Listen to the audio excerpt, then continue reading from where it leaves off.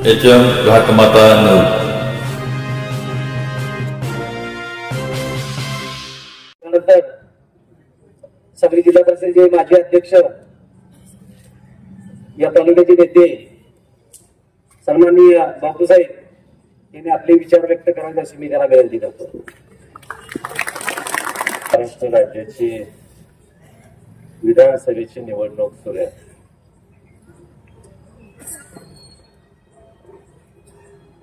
आणि या निवडणुकीमध्ये खानापूर विधानसभा मतदारसंघातून आटपाडी तालुक्याच्या वतीने एक उमेदवार आपण उभा केलेला आहे. त्या उमेदवाराची भूमिका, एकंदरीत आटपाडी तालुक्याची भूमिका आपल्या समोर मांडण्यासाठी आज ठिकाणी आजची ही सभा आयोजित केलेली आहे.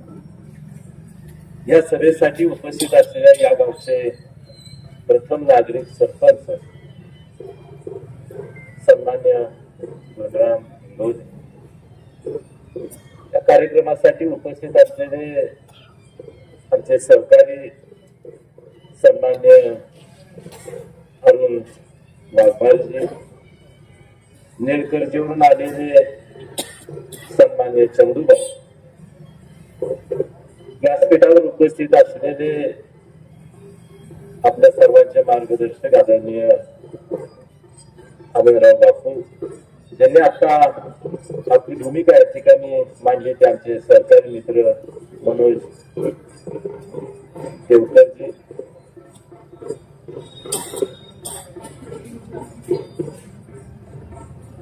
भाऊसर, मिठीवरून आलेले माझी उपसभापती नानासाहेब नाना विलास नाना,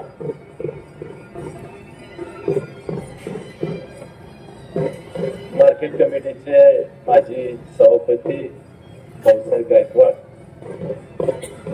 तात्या नेरकरजी पासून विभूतवाडीपर्यंत आपापल्या गावामध्ये काम करणारे सर्व जबाबदार कार्यकर्ते मंडळी,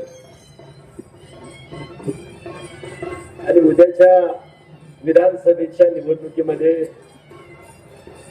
आपलं पवित्र मत जे देणार आहे ते कुणाला द्यावं, कशा पद्धतीनं द्यावं, ते देताना काय काळजी घ्यावी, कोणत्या उमेदवाराची काय भूमिका, प्रत्येक उमेदवाराची भूमिका समजून घेण्यासाठी उपस्थित असलेले सर्व मतदार बंधू भगिनी,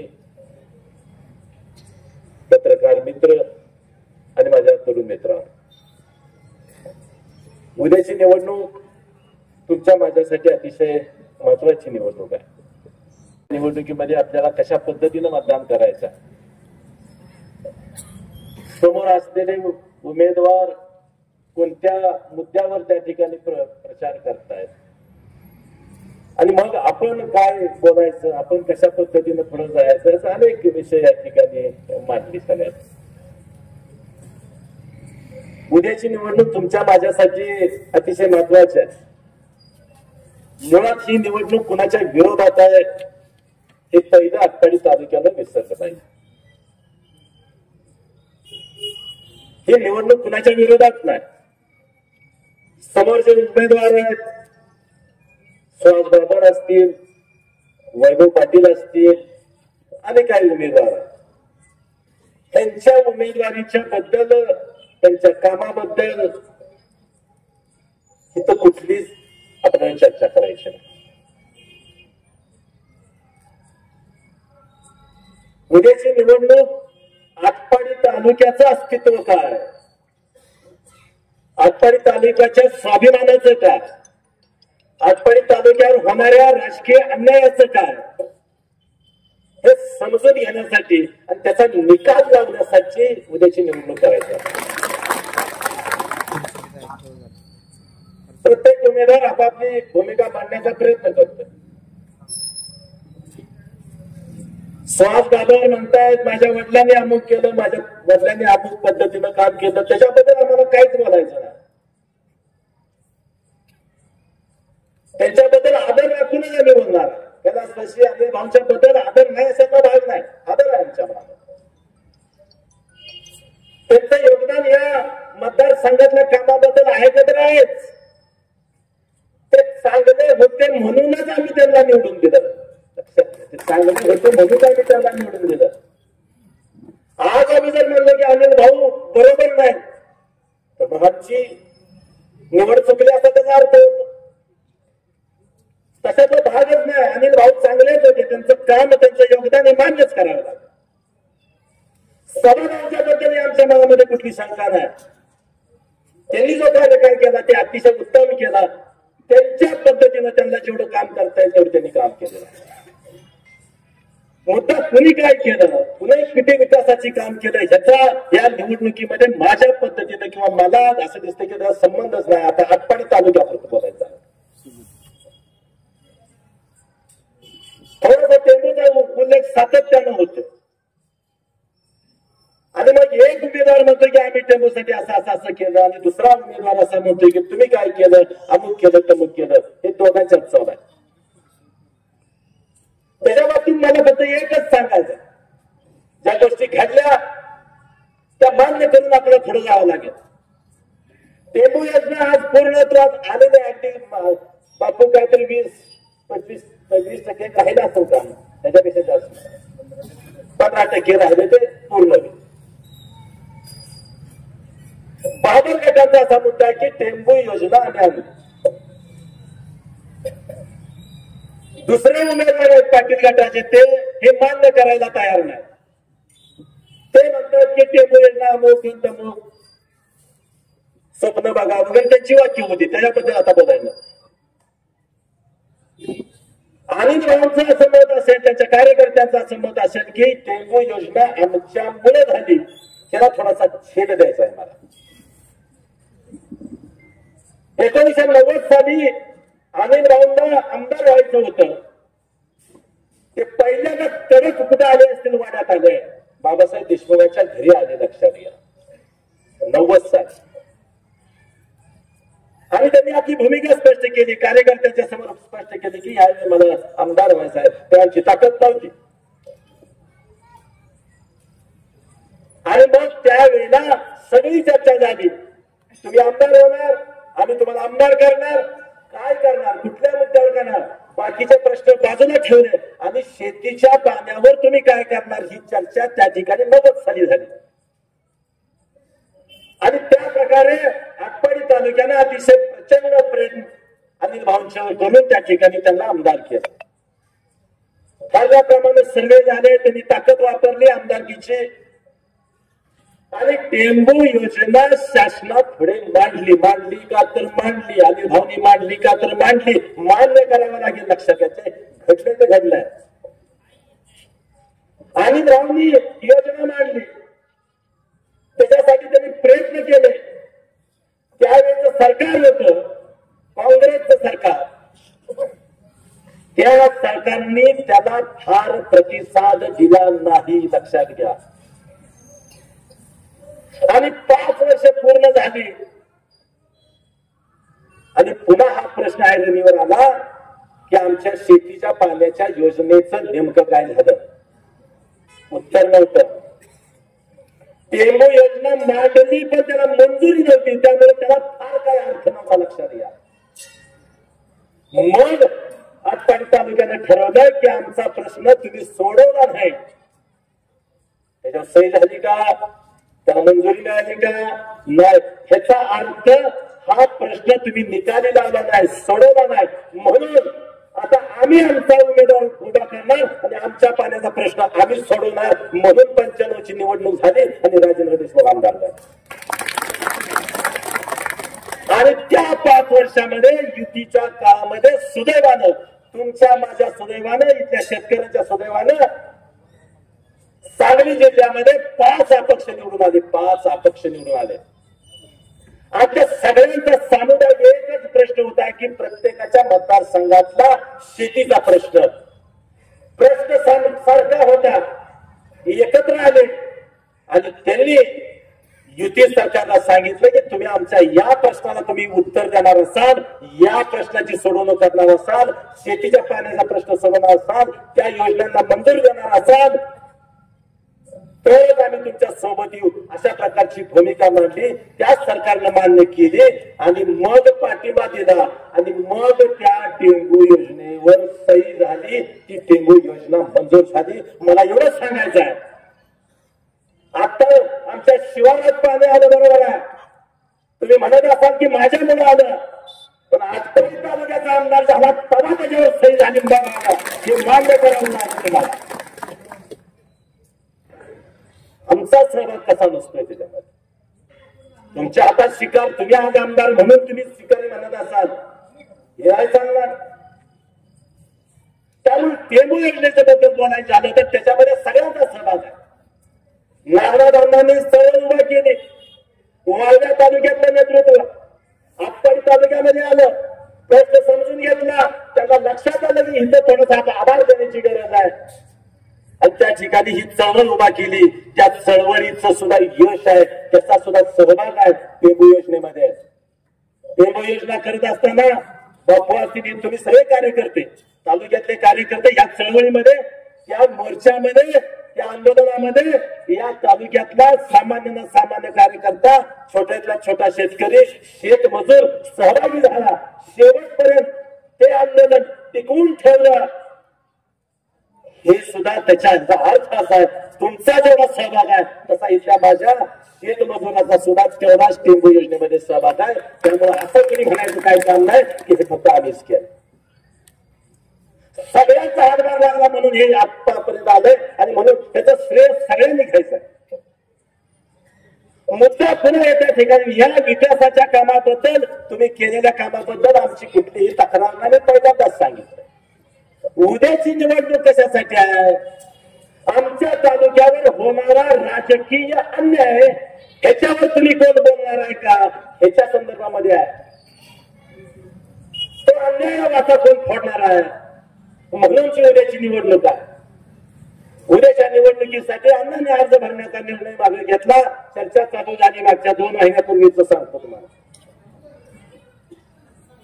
अण्णांनी कार्यकर्ते सोबत त्या ठिकाणी चर्चा केली आणि कार्यकर्ते तालुक्यातल्या सगळ्यांना विचारले काय करायचं. कार्यकर्त्यांनी सांगितलं की आपण निवडणूक लढूया. निवडणूक लढूया म्हणल्यावर कार्यकर्त्यांची बैठक बोलवली आणि त्या बैठकीमध्ये मी स्वतः अमरसिंह देशमुख म्हणून, या तालुक्यातला एक छोटासा कार्यकर्ता म्हणून मी सरळ विरोध केला की अण्णांनी निवडणुकीला उभा राहू नये अशा प्रकारची भूमिका मी मांडली होती. तर अनेक कारण होते. माझी भूमिका अशी होती की आतापर्यंत सगळ्यांना आपण पाठिंबा दिला, आता सगळ्यांनी चर्चा केली. माझी भूमिका अशी होती, रास्त होती का, खरी होती का, खोटी होती का, ती योग्य होती का, अयोग्य होती का, तुम्ही ठरवायचं. माझं म्हणणं होतं की 2 उमेदवार उभा राहणार आहेत, दोघांनाही आपली गरज आहे. आपलं दुराड बंद आहे, आपला कारखाना बंद आहे, त्याची सोडवणूक आपण त्या ठिकाणी करूया. दबाव आणि ती कारखाना सोडवून घ्या, ही माझी प्रामाणिक भूमिका. आटपाडी तालुक्यातले सगळे संस्था अतिशय उत्तम आपण चालवतोय, फक्त एकच संस्था त्या ठिकाणी बंद आहे आणि त्याची आज गरज आहे. कारण त्याचा विषय आता आम्ही मांडला, टेंबू योजनेचं पाणी आटपाडी तालुक्याच्या शिवारामध्ये आलंय आणि आता तालुक्यातल्या शेतकऱ्यांच्या पुढे प्रश्न आहे, आम्हाला ऊस करायचा आहे, तर आमचा ऊस कोण घ्यायचा आहे. त्याच्या मागे अर्थच कारण होतं. लक्षात घ्या, माझ्या डोक्यामध्ये हे होतं की थोडंसं आपण थांबूया, एवढी सोडवणूक करून घेऊया, कारखाना चालू करूया. आत्ताच्या घडीला आटपाडी तालुक्यामध्ये 5.5 लाख टन ऊस आहे. आटपाडी तालुक्यामध्ये माळगंगा साखर कारखान्याचं कार्यक्षेत्र आटपाडी तालुका, सांगोल तालुका आणि मान तालुक्यातली काही गावं असा कार्यक्षेत्र आहे. मी मागच्या 4-5 महिन्यापूर्वी त्याची माहिती घेतली. गेल्या वर्षी या कार्यक्षेत्रातनं गेल्या वर्षी 14 लाख टन ऊस बाहेर गेलाय. ज्या कारखान्याला, ज्या परिसरामध्ये तुळशीच्या लग्नाला ऊस नव्हता, तिथं आज 14 लाख टन ऊस झालाय. आणि नुसत्या आटपाडी तालुक्यामध्ये 5.5 लाख टन आज ऊस आहे. हा ऊस वाढू शकतो पण वाढत नाही.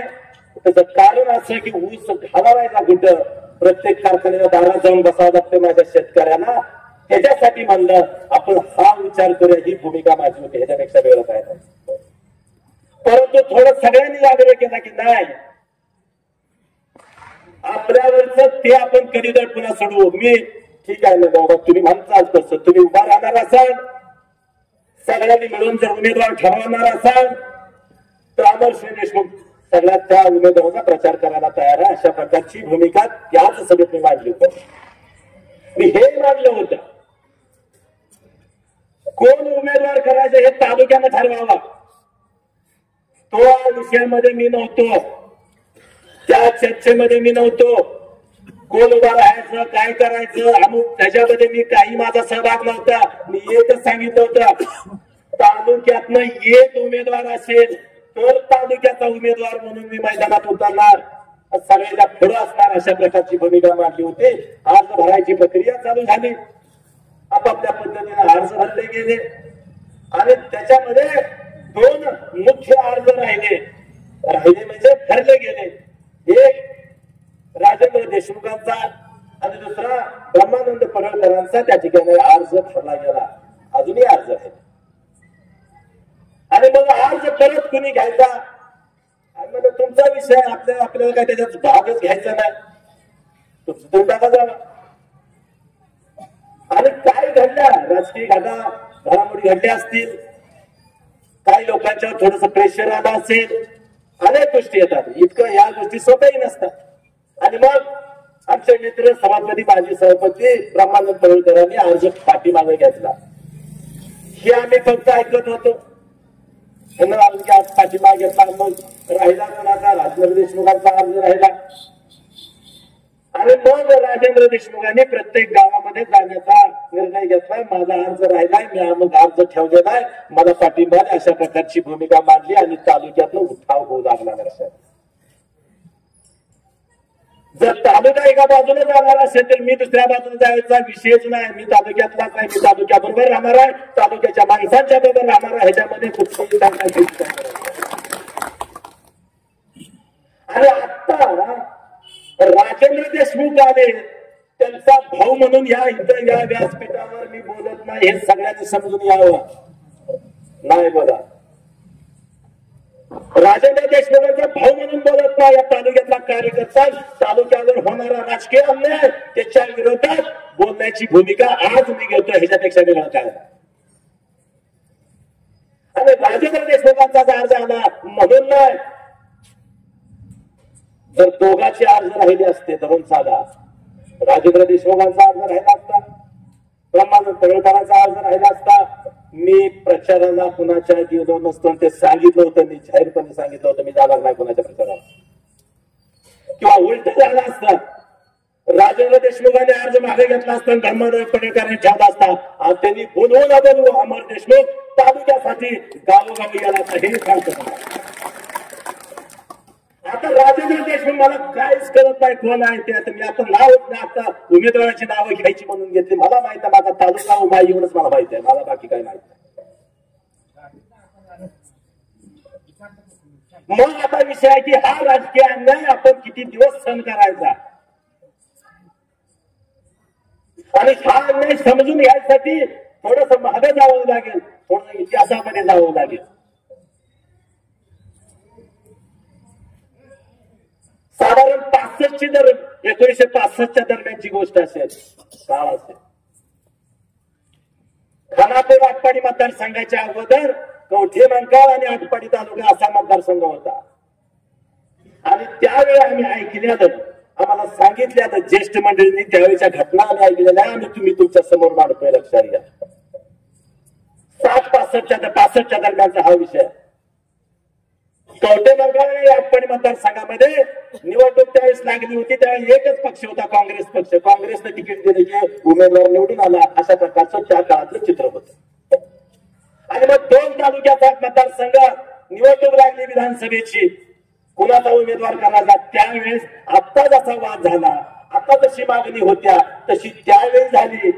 आणि त्यावेळेच्या कार्यकर्त्यांनी बाबासाहेब देशमुख असतील, अण्णासाहेब देंगडे असतील, शेख साहेब असतील, सीताराम बापू असतील, अनेक अण्णासाहेब पत्की असतील, दोंडीसाहेब देशमुख असतील, अनेक कार्यकर्ते यांनी अशी भूमिका मांडली की आटपाडी तालुक्याला उमेदवारी मिळाली पाहिजे. परंतु पुन्हा चर्चा झाली, वसंतदादांच्या समोर बसलं गेलं आणि निर्णय झाला की ह्या वेळेला कवठे मंकाळला उमेदवारी द्यायची. आणि त्या बैठकीमध्ये हेही ठरलं की पुढच्या वेळेला आटपाडीला द्यायची. ह्या गोष्टी नवीन जे आपली तरुण मंडळी आहेत ही ह्या गोष्टी इतिहास, तालुक्याचा इतिहास समजून घेतला पाहिजे. आता ज्या स्टेजला आटपाडी तालुका त्याचा इतिहास, भूगोल सगळं समजून आपण घेतलं पाहिजे. तर आपल्याला मार्ग, इतिहास समजून घेतल्याशिवाय भविष्यामध्ये आपल्याला वाटचाल करता येणार नाही हे लक्ष समजून घेतलं. आणि मग कवठे मंकाळच्यासाठी कवठे मंकाळला ठरलं की कवठे मंकाळ तालुक्याला उमेदवारी द्यायची. आणि तिथं कोरे साहेब नावाचे मोठे कार्यकर्ते होते, नेते होते, त्यांना उमेदवारी द्यायची ठरली. निवडणूक झाली, चांगल्या मतानं कोरे साहेब निवडून आले. आटपाडी तालुका कवठे मंकाळनं एकसंघपणे त्यांच्या पाठीमागे ताकद उभा केली. कोरे साहेब निवडून आले. त्यांच्या पोटीप्रमाणे त्यांच्या पद्धतीनं त्यांनी 5 वर्ष काम केलं. मुदत संपली विधानसभेची, परत पुढची निवडणूक लागली. पुन्हा चर्चा चालू झाली. आता काय, कुठला उमेदवार? ही चर्चा चालू झाल्या कोरे साहेबांनी मिटिंग बोलवली. कवठे मंकाळ तालुक्यातले कार्यकर्ते, आटपाडी तालुक्यातले कार्यकर्ते, नेते मंडळी सगळ्यांची, आणि स्वतः उभा राहून सांगितलं मागच्या वेळी असं ठरलंय आता आटपाडीचाच उमेदवार असणार, मी थांबणार.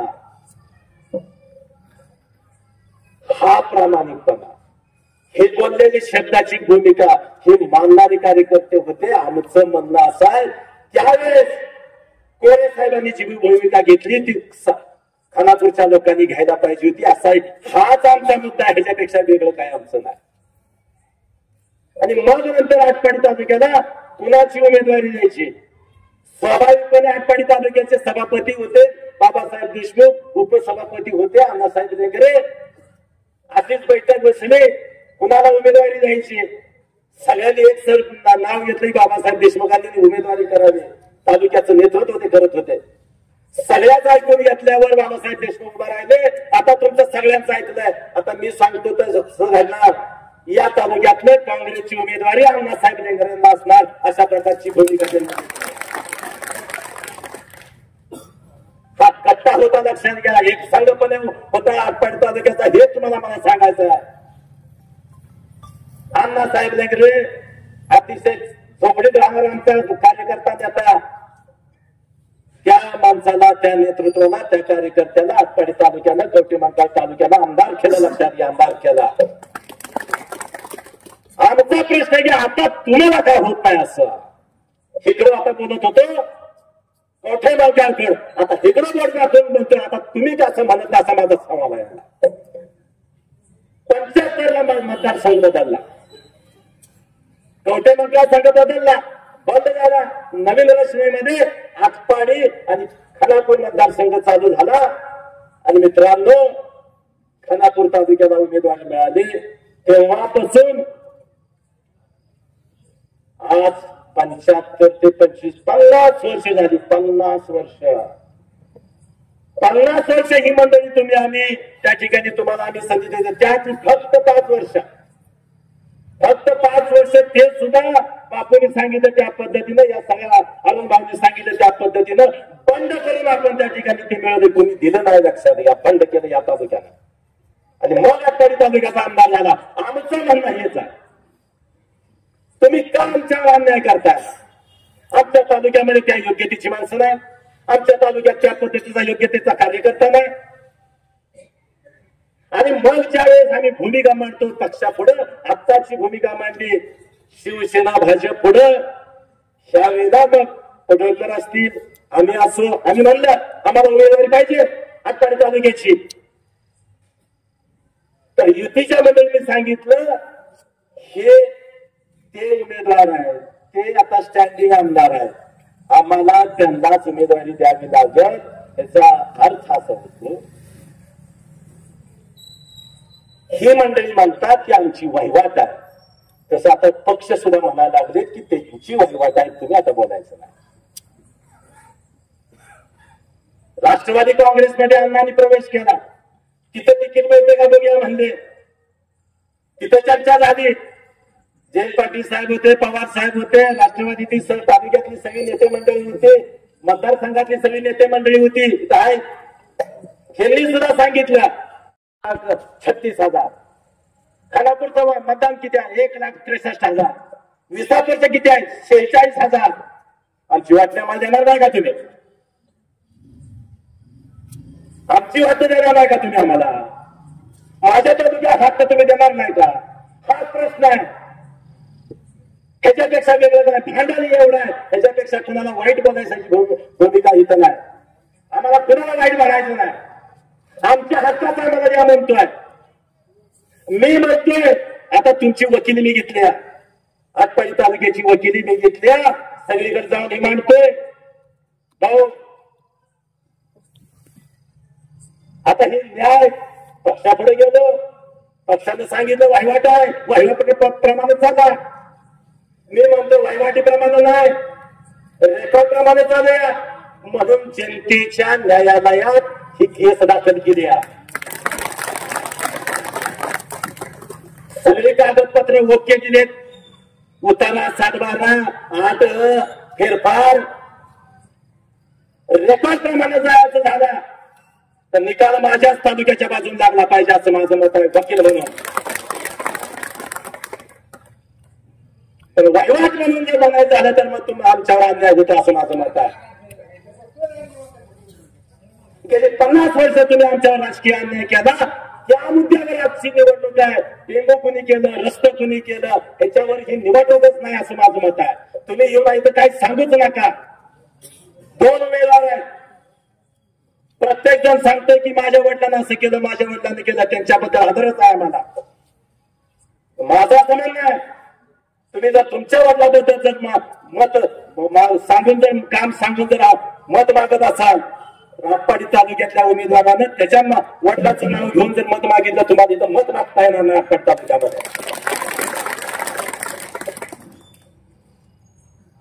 आता आपण ठरवायचं. मी वकील म्हणून माझी भूमिका सगळीकडे मात्र ह्या न्यायालयामध्ये मांडली. तुमची भूमिका आटपाडी तालुक्याची वहिवाटी प्रमाणे नाही, रेकॉर्ड प्रमाणे माझं मिळालं पाहिजे अशा प्रकारची भूमिका मी आणतोय. मी चोख भूमिका मांडली. 20 तारखेला तुमचा जबाब आहे, तुमची साक्ष आहे सगळ्यांची. 20 तारखेला तुमची साक्ष आहे. वकिलाचं ऐकून घेतलंय, आता साक्ष तुमची आहे, आता जबाब तुमचा आहे.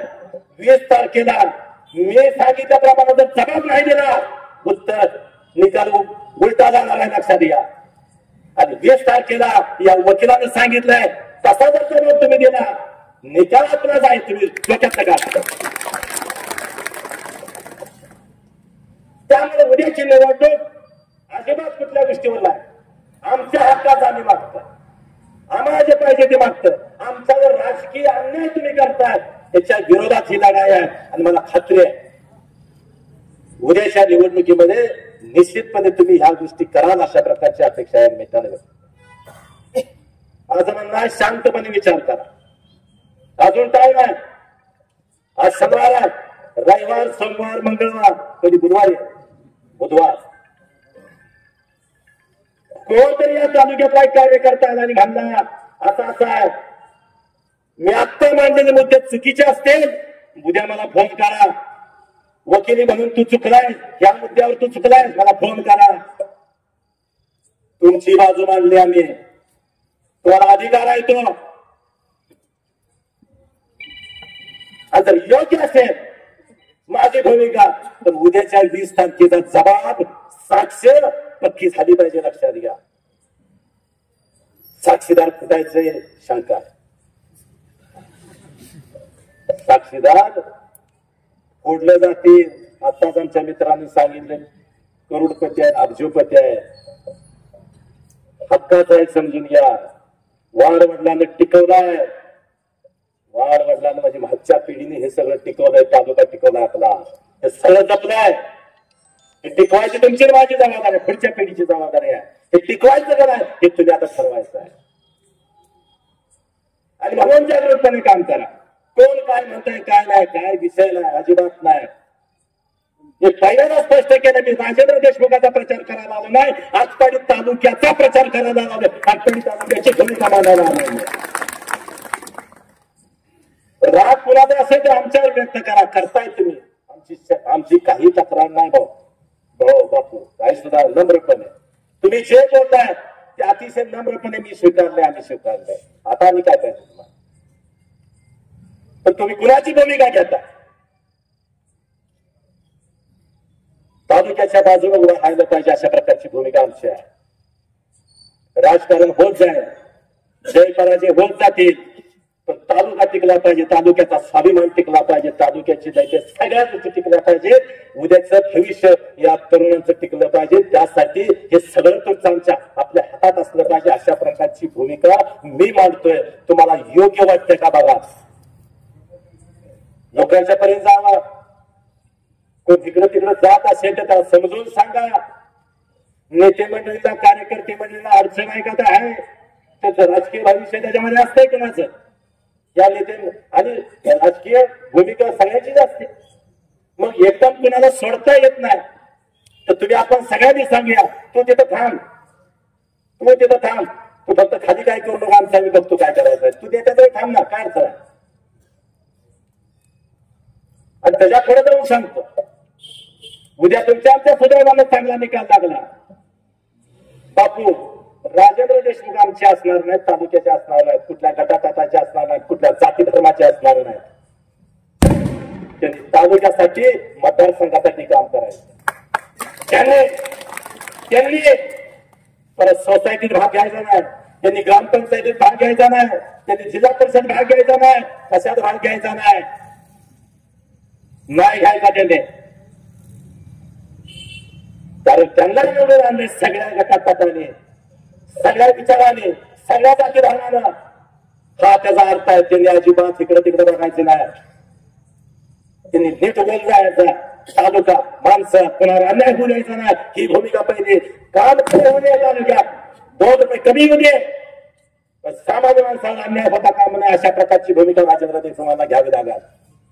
आणि हे तुमच्या पदरात टाकणार आम्ही, तुमच्या पदरात टाकणार. तुमचा तुम्ही मालक, त्यांचा आम्ही नाही. ही भूमिका मांडायला तुमच्या समोर आलोय. तुम्हाला पटतं का बघा, शांतपणे विचार करा आणि मग निर्णय घ्या. या निर्णयावर भविष्यात आटपाडी तालुक्याचं ठरणार आहे, लक्षात घ्या. आता जो ठसला वहिवादातल्या कब्जाच आहे तुमच्यावर, लक्षात घ्या. कब्जाच आहे, कोणच सोडत नाही ती मंडळी. मग काय करायचं हे समजून घेऊन शांतपणे तुम्ही आम्ही विचार करूया. काय सुद्धा सगळं डोक्यातलं काढा. कोण कुठला काय काय काय म्हणतोय काय सुद्धा नाही. कोणी कुणाला काय केलं काय सुद्धा नाही. विसरून जा. आम्ही विसरलोय ना, तुम्हाला काय अडचण आहे. समजा तुम्ही मला शिव्या, मी विसरत असेल तर तुमची काय प्रॉब्लेम आहे, तुम्हाला काय प्रॉब्लेम आहे. आम्ही विसरतो. तालुक्यासाठी विसरायचं आहे, तालुक्यासाठी मागे सरायचं आहे, तालुक्यासाठी लढायचं आहे.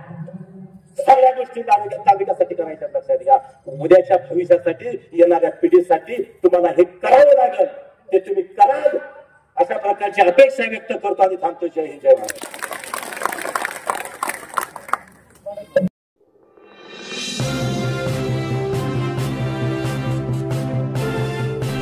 HM घाटमाता news.